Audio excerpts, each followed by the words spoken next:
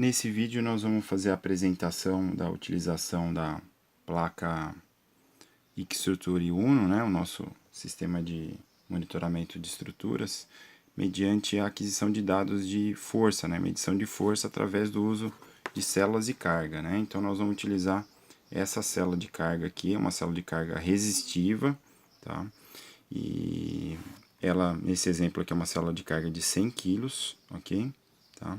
Nós vamos então fazer a utilização dela. Tá? A nossa placa aqui, o hardware do Xstruture, ele já está encaixado aqui, conectado no nosso Arduino Uno, tá? Também já está sendo alimentado aqui por energia, nosso módulo Bluetooth também já está em funcionamento, tá? Falar um pouquinho aqui da ligação da nossa célula de carga, né? Então, nós vamos utilizar aqui esses terminais, esses bornes aqui de 4 vias, né? Então, a célula de carga, ela tem 4 fios. Então, nós temos os dois primeiros aqui, o primeiro é o positivo, o negativo, e depois os outros dois de sinal aqui, ou seja, a célula de carga, ela tem aqui como se fosse 4 resistores, né? 4 extensômetros dentro dela. Tem uma ponte completa que está dentro da nossa célula de carga, uma ponte de Wilson no caso, né? Então fiz a ligação física aqui dos cabos. Próximo passo agora é a gente ir para o aplicativo, né? Vamos clicar aqui no íconezinho do Xstruture, aquisição local, trazer um pouquinho mais próximo aqui.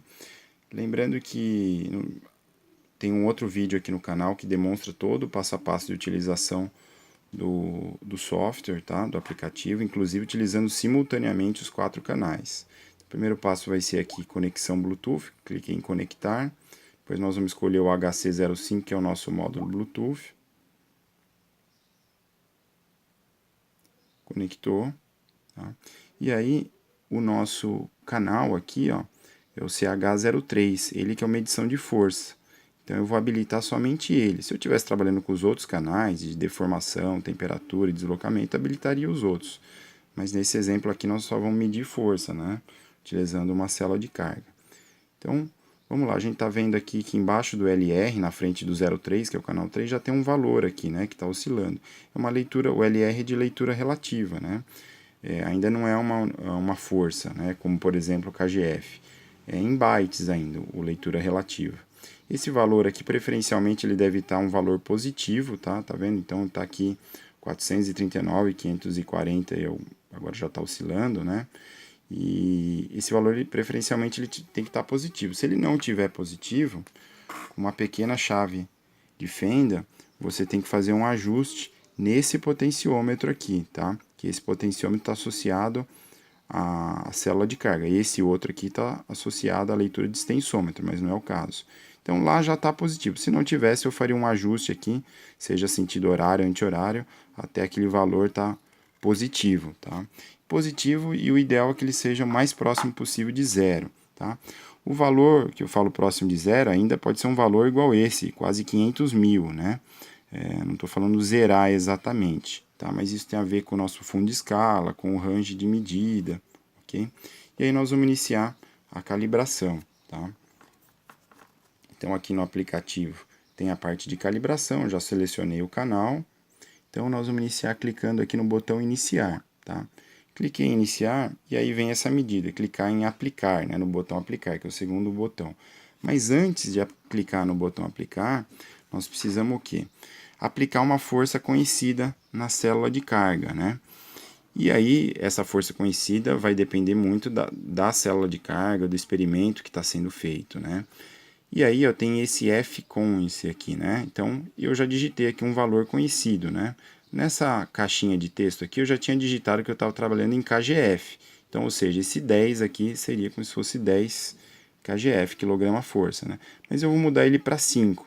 Então, esse 5 KGF é a força conhecida que eu vou aplicar lá na célula de carga, tá? Só que eu não tenho exatamente comigo aqui essa força conhecida de 5 kgf. Então eu vou aplicar na mão mesmo aqui, né? Vou fazer uma força de compressão aqui na célula de carga, tá?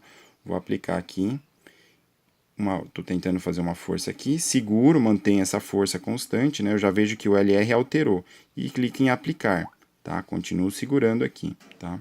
aí apareceu para clicar em concluir. Solto, né, a célula de carga, tiro a força conhecida, como se fosse 5 quilos que eu estivesse aplicando ali manualmente. Claro que não pode ser com a mão, tem que ser um peso conhecido mesmo, né, aferido.